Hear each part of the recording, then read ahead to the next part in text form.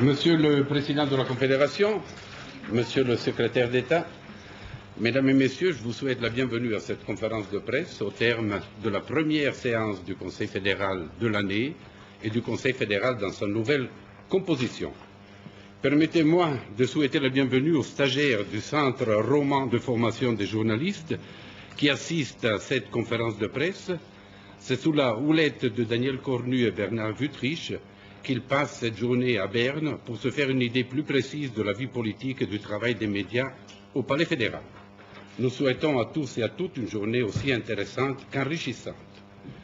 Mais, Mesdames et Messieurs les journalistes et les stagiaires, comme vous l'avez vu par les documents que vous a donnés le Conseil fédéral aujourd'hui, n'avait pas beaucoup de décisions à prendre. Deux, néanmoins, qui concernent le département fédéral de l'économie, sont d'une grande importance. C'est la nomination du nouveau secrétaire d'État au SECO, M. Gerber, et c'est le rapport sur la politique économique extérieure. Mais, Monsieur le Président de la Confédération, c'est à vous que je donne la parole. Voilà, Mesdames et Messieurs, bonjour. Le Conseil fédéral a effectivement tenu aujourd'hui sa première séance, non seulement de l'année, mais aussi de la législature. Il a surtout eu l'occasion d'accueillir les deux nouveaux membres du Conseil fédéral et la séance s'est déroulée dans de très bonnes conditions, dans la mesure où l'ordre du jour aujourd'hui n'était pas très chargé et a donc permis de cultiver aussi les éléments sur lesquels j'insisterai durant ma présidence, c'est-à-dire qu'il y ait le dialogue, qu'il y ait le débat, mais qu'il y ait aussi beaucoup de collégialité au sein de notre Conseil. Je puis vous dire que le climat était très agréable et m'a été confirmé aussi par les nouveaux membres, même si les dossiers aujourd'hui n'étaient pas de nature à déclencher de grandes joutes ou de grandes disputes. Il a été possible de nous entendre aussi et d'avoir un échange sur la façon de travailler du nouveau Conseil. J'en viens maintenant au sujet qui justifie aussi ma présence ici à la conférence de presse ce matin. C'est tout d'abord le fait que le Conseil fédéral a pris acte et accédé à la demande de l'actuel secrétaire d'État et directeur du SECO, M. David Seitz, qui souhaite pouvoir se retirer à la fin du mois de mars et bien sûr procéder à la nomination de son remplaçant. Der Bundesrat hat aber vorerst Herrn Staatssekretär Seitz seinen Dank ausgesprochen für sein hohes Engagement. Als besonderes Verdienst von Staatssekretär Seitz würdigte der Bundesrat insbesondere die Tatsache, dass unter Herrn Seitz die Reform, die zum heutigen SECO geführt hat und die verschiedene Bereiche des EVD zu einem wirtschaftspolitischen Kompetenzzentrum des Bundes zusammengeführt haben, dass Herr Seitz diese große Arbeit und Leistung vollbracht hat. Ich möchte mich persönlich an diese Anerkennung des Bundesrates anschließen und Herrn Seitz auch meinen persönlichen Dank aussprechen. Ich hatte in ihm einen sehr verfügbaren, disponiblen, aber auch einen sehr treuen Mitarbeiter und Leiter des SECO. Wir haben ja zusammen im letzten Herbst auch noch die notwendigen Anpassungen im SECO vorgenommen und auch hier haben wir mit Herrn Seitz zusammen sehr gute Arbeit zusammen vollbringen können. Herr Seitz wird bis zum 31. März noch im Amt bleiben und wir wünschen ihm vom Bundesrat aus natürlich auch für seinen neuen Lebensabschnitt schon jetzt viel Freude und Erfolg, Glück und Gesundheit. Nun zum Nachfolger. Der Bundesrat hat heute Herrn Jean-Daniel Gerber als Direktor des SECO und zum Staatssekretär ernannt. Herr Jean-Daniel Gerber wird seine neue Tätigkeit am 1. April dieses Jahres aufnehmen und Sie kennen natürlich Herrn Jean-Daniel Gerber von seiner heutigen Aktivität her, die er natürlich bis zu diesem Termin voll und ganz weiterführen wird. Herr Gerber studierte Volkswirtschaft und hat jetzt etwa 30 Jahre im Dienste der Eidgenossenschaft die verschiedensten Aktivitäten übernommen und mit Erfolg ausgeübt, die ihn bestens qualifizieren, das Amt, das ihm heute anvertraut wurde, zu übernehmen. Ich möchte nicht alle seine verschiedenen Stationen jetzt hier aufzählen, von der WTO bis zum Bundesamt für Flüchtlinge. Insbesondere aber in dieser Laufbahn möchte ich doch seine Funktion als Exekutivdirektor in der Weltbankgruppe erwähnen, wo er nicht nur die Interessen der Schweiz, sondern der ganzen Stimmrechtsgruppe mit Polen und den zentralasiatischen Republiken vertreten hat. Herr Jean-Daniel Gerber wurde ausgewählt aus einer ganzen Gruppe von Kandidaturen. Es waren über 20 Bewerbungen eingegangen. Für mich war bei dieser Wahl ausschlaggebend, dass Herr Gerber folgende Elemente mitbringt. Erstens Kompetenz im Bereich der wirtschaftlichen Fragen. Herr Gerber ist nicht nur Ökonom von seinem Studium her, sondern er hat in verschiedenen Dimensionen, auch im SECO oder damaligen BAWI, hat er Erfahrung im Bereich der wirtschaftlichen Angelegenheiten und Geschäften. Das zweite Element war sicher auch die Notwendigkeit, jemanden zu haben, der internationale Erfahrung besitzt, nämlich die schweizerische Außenpolitik im Bereich der Wirtschaft, also die Wirtschaftsaußenpolitik an der Spitze des SECO zu führen und damit auch international eine wichtige Rolle spielen zu können. Das dritte Element war für mich, dass es jemand sein musste, der auch mit der Politik, sei es die Verwaltung, sei es das Parlament, vertraut ist und in der Lage ist, die Geschäfte unseres Departementes, des SECO natürlich, auch in diesem Bereich tatkräftig und effizient vorzubereiten, zu unterstützen und dann auch umzusetzen. Und schließlich braucht es jemand für ein Bundesamt von dieser Größe und Bedeutung, jemand, der Führungserfahrung hat. Sie sehen, das ist schon eine breite Fächerung verschiedener Qualitäten, die nicht unbedingt einfach in derselben Person zu finden sind. Ich freue mich also, dass wir mit Herrn Gerber jemanden haben, der diesen Anforderungen sicher entsprechen wird. Ich gehe natürlich mit ihm zusammen nun in die weitere Arbeit, nämlich die Umsetzung der Reorganisation des SECO, dass wir noch mehr ein kundenorientierter Partner für die ganze Schweiz in diesem Instrument besitzen können. Ich will auch mit Herrn Gerber die Akzente, die ich auch als EVD-Chef nun schon gesetzt habe, weiterführen. Ich denke an die KMU-Politik, ich denke auch an die Beziehungen zu den Sozialpartnern und wünsche natürlich Herrn Gerber in seiner neuen Aufgabe viel Freude und viel Erfolg. Merci, Monsieur le Président.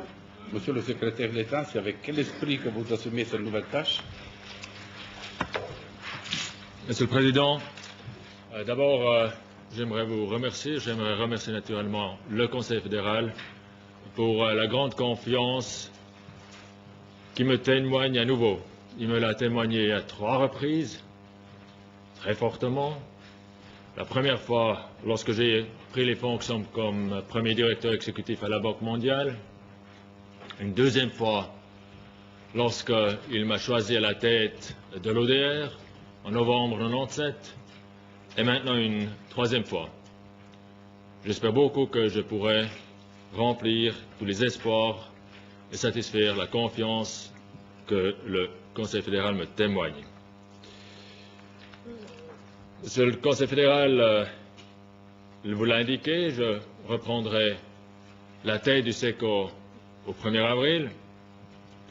Et jusqu'à cette date-là, je reste bien entendu en personne et en titre, et surtout également avec tout mon travail sous les ordres du nouveau chef de département, qui est M. Blocher. Et une de mes grandes priorités ces 2-3 premiers mois, ces 2 prochains mois, sera certainement introduire et aider le nouveau chef de département dans ces nouveaux dossiers. Nous avons également un programme assez chargé, comme vous le savez, le programme d'épargne 03 qui affecte fortement l'asile. Nous avons une révision dans le domaine de l'asile et d'autres choses. Si je dis cela, c'est un peu offert pour la publicité à la conférence de presse qui aura lieu après-demain, à laquelle j'aimerais vous entretenir en détail sur tous ces travaux qui attendent l'ODR. Monsieur le Président, Messieurs, Dames, je ne vous cacherai point que je quitte l'ODR avec certaine nostalgie. C'est un office que j'ai beaucoup aimé. Les collaborateurs, la direction. Et vous savez que lorsqu'on a des tâches difficiles, des problèmes difficiles à résoudre, en particulier dans le domaine humain, c'est là où les amitiés se forgent. Et donc c'est avec une certaine nostalgie que je quitte cet office, mais je pense, après avoir effectué 6 ans à la tête de cet office, il est également normal qu'une nouvelle force vienne pour prendre en main les problèmes qu'il y a à l'ODR et qu'il y aura toujours dans le domaine de la migration et des réfugiés, et qu'il y a eu, comme vous le savez, toujours par le passé. Maintenant, M. Casanova a posé la question, quelles sont les priorités, was werden die Aussichten sein im neuen Gebiet, für die ich jetzt die Verantwortung tragen werde. Auch dort hat es große Herausforderungen, die auf mich warten. Herr Bundespräsident Theiss hat das bereits erwähnt. Klar, das Wachstumsproblem, Sie kennen das alles bestens, ist ein schwieriges Problem und der Staat und namentlich das Sektor hat hier zur Hauptaufgabe, die Rahmenbedingungen zu setzen, damit dieses qualitative Wachstum auch stattfinden kann. Die bilateralen Verhandlungen der EU sind da als ein Instrument, um dieses Wachstum auch besser zu gewährleisten, der Zugang zu den ausländischen Märkten. Ich denke hier insbesondere auch an die WTO-Handelsrunde, GATT, jetzt die WTO, die ich sehr gut kenne. Sie kennen die Problematik der verstärkten Integration der Entwicklungsländer und der Transitionsländer in die Weltwirtschaft. Hier vielleicht ein Querbezug zur Migration. Ich kann Ihnen garantieren, wenn das nicht gelingt, werden wir immer und große und schwierigere Probleme haben in der Migration. Was ich bis jetzt gemacht habe im BFF ist reine Symptombekämpfung. Die Ursachenbekämpfung ist indem, dass die Bedingungen in diesen Ländern stimmen, damit die Leute dort bleiben und auch Arbeit haben. Sie kennen die Problematik bei den regionalen Maßnahmen, das Bundesgesetz über die regionalen Maßnahmen ist in der Vernehmlassung. Ein Bundesgesetz über die Regionalentwicklung, Stiftung Regionalentwicklung. Eine Revision der ERG steht auf der Tagesordnung. Die Förderung des Unternehmensstandorts Schweiz, alles das sind Herausforderungen, die ich sehr, sehr gerne wahrnehme. Ich wäre garantiert nicht arbeitslos. Meine Damen und Herren, erlauben Sie mir vielleicht etwas jenen zu sagen, die bereits Interviews verlangt haben bei mir und jene, die es noch machen möchten.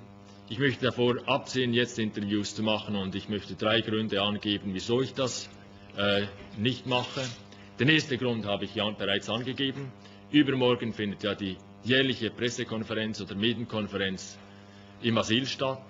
Der zweite Grund ist, lassen Sie mir Zeit, mich einzuarbeiten in die SOCOS-Dossiers, bevor ich dazu Stellung nehme, wie die Probleme gelöst werden könnten. Und das dritte, im Gegensatz, als ich den Posten übernommen habe unter der Weltbank, aber es war auch noch da, als ich zurückgekommen bin, kamen viele Fragen aus Ihren Kreisen, so im Sinne, well, who is this guy? Das ist jetzt nicht der Fall. Ich meine, Sie kennen mich gut, sehr gut sogar, vielleicht sogar zu gut, dass ich da noch große Fragen beantworten muss über meine Persönlichkeit. Deshalb möchte ich im gegenwärtigen Moment darauf verzichten, Interviews zu geben. Besten Dank, Herr Präsident. Merci, Monsieur Gerber. Mais tout de même, vous avez la possibilité de poser des questions. Ja, Frau Gundi. Herr Gerber, Sie kehren ja als Handelsdiplomat quasi zu Ihren Wurzeln zurück. Hat da die Departementsverteilung einen Einfluss auf diesen Entscheid gehabt? Besten Dank, das ist eine Frage, die ich gerne beantworte. Das erste Gespräch, das ich führte, ob ein Wechsel stattfinden sollte, ob ich wechseln sollte ins SECO, das war ein Gespräch, ich glaube, es war im Sommer mit Bundesrätin Metzler. Ich wollte Ihren Eindruck haben, wie sie dazu meint. Das zweite Gespräch, das stattgefunden hat, das war mit Bundespräsident Theiss, bevor die Departementsverteilung stattgefunden hat. Also Sie sehen, da besteht kein Link. Ja, das ist dann eine präzise Nachfrage. Das Gespräch mit Herrn Theiss hatten Sie noch zur Amtszeit Metzler, also bevor Herr Blocher gewählt wurde? Ja.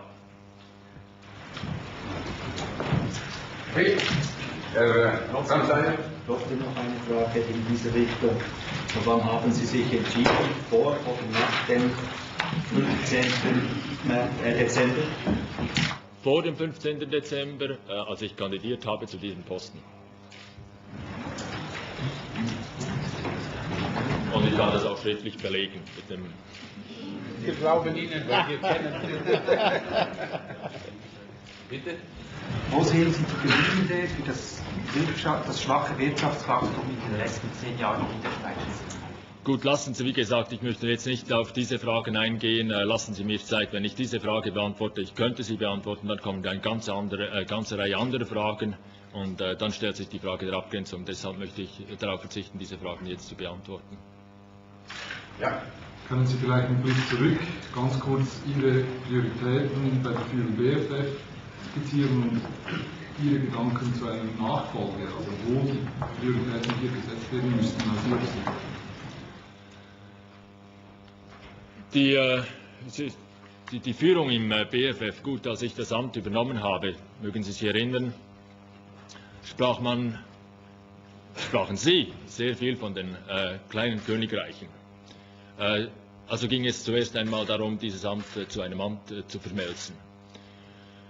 Dann das Zweite, Sie wissen, wenn man führt und einen Laden hat, der relativ gut läuft, dann hat man nicht allzu viel zu tun.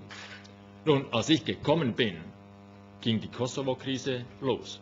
Und den Chef, den braucht es vor allem in Krisensituationen. Da muss man dann entscheiden, und zwar relativ rasch. Oder besser gesagt, in den wichtigen Entscheiden Antrag stellen an den Bundesrat, damit er auch den richtigen Entscheide fällt. Und dann noch etwas. Im BFF stehen Sie praktisch ständig vor neuen Problemen. Sie wissen, im Asylbereich wird das Gesetz alle 2-3 Jahre revidiert. Das hat nichts damit zu tun, dass das Gesetz schlecht ist, sondern die Entwicklung, namentlich in Westeuropa, schauen Sie, was bei unseren europäischen Ländern passiert, macht es notwendig, dass wir uns ständig anpassen. Und da braucht es natürlich eine Führung, eine weitsichtige Führung, damit das Gesetz einigermaßen den aktuellen Bedingungen entspricht. Dann sicher in der Führung des BFF, und da sind Sie vielleicht auch schuld. Es ist ein Posten, in welchem der Chef gefragt wird, in der Öffentlichkeit aufzutreten. Nicht, wenn es gut geht, denn da sind Sie nie zu mir gekommen, sondern wenn es schlecht geht, da wird der Chef gefragt und nicht nur die Mitarbeiter. Mein letzter Punkt, ich habe das schon erwähnt, ganz am Anfang von meiner Einleitung, die Nostalgie, die ich verspüre, das BFF zu verlassen. Und ich glaube, das ist fast das Wichtigste. Im BFF, wo Sie ständig mit menschlichen Problemen konfrontiert sind, ist es absolut wichtig, dass Sie ein Kit haben in der Direktion und wenn immer möglich auch mit dem Großteil, will nicht sagen mit allen, aber mit dem Großteil der Mitarbeiter. Sonst ist es sehr, sehr schwierig, ein solches Amt zu führen.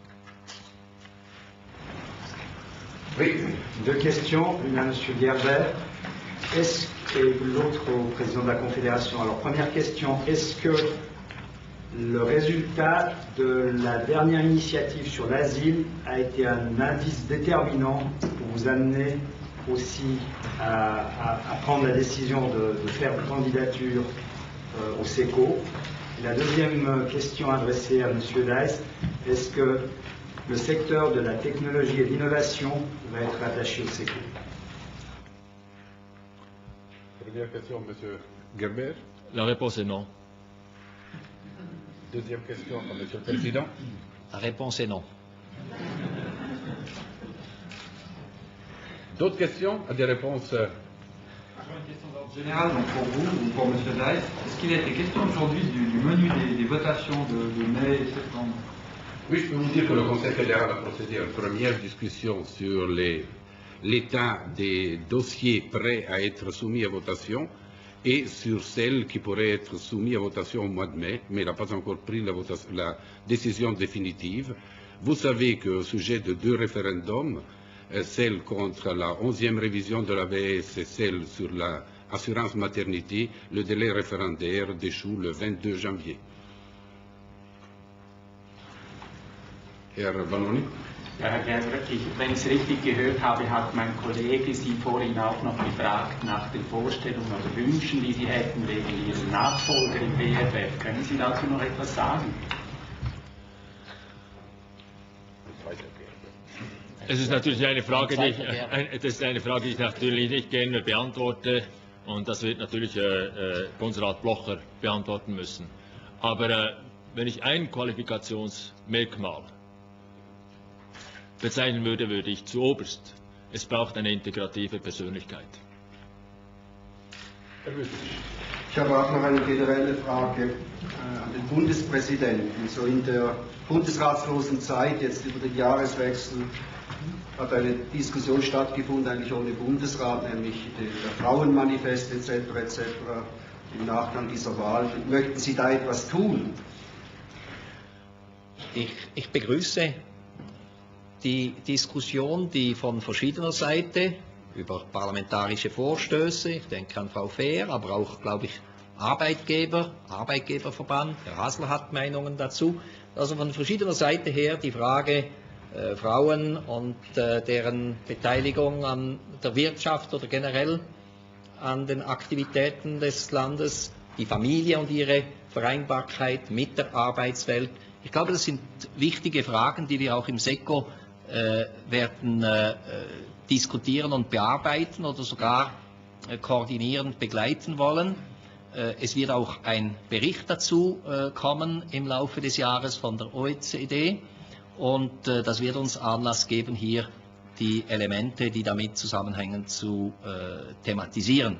Ich glaube, die Frage der Vereinbarkeit Familie, Kinder, Frauen ist eine sehr wichtige und auch eine sehr verheißungsvolle, um verschiedene Probleme zu lösen, nicht nur das Wichtige der Rolle der Frau und ihrer Rechte, sondern auch des Generationenproblems in den Sozialversicherungen, wenn die Arbeitsmarktpartizipation besser wird, oder die Frage des Nachwuchses oder einfach der Umsetzung der hohen Aufwendungen, die wir im Bereich der Bildung vornehmen. Ich glaube, hier ist sicher eine Ader geöffnet worden, die sehr viele Potentialitäten hat und wo auch dieses Jahr viele Entscheide anstehen in diesem Zusammenhang. Ich denke an die Familienbesteuerung, ich denke an die Mutterschaftsversicherung und an andere Bereiche. Das ist sicher ein Element, das im SECO und in unserer Wirtschaftspolitik seine Rolle haben soll, nämlich auch die Sozialverträglichkeit generell oder die Gesellschaftsverträglichkeit unserer Wirtschaftspolitik. Ist heute noch über die bilaterale Runde gesprochen worden? Wir wurden heute informiert über die Gespräche, die gestern bei der Präsidentschaft der EU stattgefunden haben. Auch eine Frage zur allgemeinen Umfrage sozusagen. Ist der Bundesrat ein bisschen gründlicher als die Öffentlichkeit informiert worden über die Verhaftungen, die letzte Woche von der Bundesanwaltschaft vorgenommen wurden? Und wenn ja, hat der Bundesrat die Lage beurteilt oder der Justizminister? Der Bundesrat Schmid als Präsident des Sicherheitsausschusses hat über diese Frage orientiert. Und er hat, was er bereits in der Öffentlichkeit auch getan hat, die Risikoanalyse im Bundesrat besprochen. Es besteht kein zusätzliches Risiko aufgrund der Analyse unserer speziellen Leute, dass terroristische Aktivitäten gegenüber der Schweiz geplant seien. Herr Ramsayer? Herr Gerber, ich hätte noch zwei Fragen. Sie kennen sicher den Begriff Fairtrade im internationalen Handel. Was halten Sie davon? Und die zweite Frage, gehen Sie als Wert jetzt? Was war die zweite? Gehen Sie als Wert? Ah. Waren das Fragen an mich oder an Herrn Gerber? Fairplay und Wert. Herr Gerber? Die zweite Frage ist negativ zu beantworten. Nein, ich gehe nicht ans WEF. Und Fairtrade, weiß nicht genau, was Sie darunter verstehen. Wenn Sie natürlich darunter verstehen, dass der Handel auf eine faire Art abgewickelt werden muss, dann bin ich sicher dafür. Wenn es aber darum geht, Fairtrade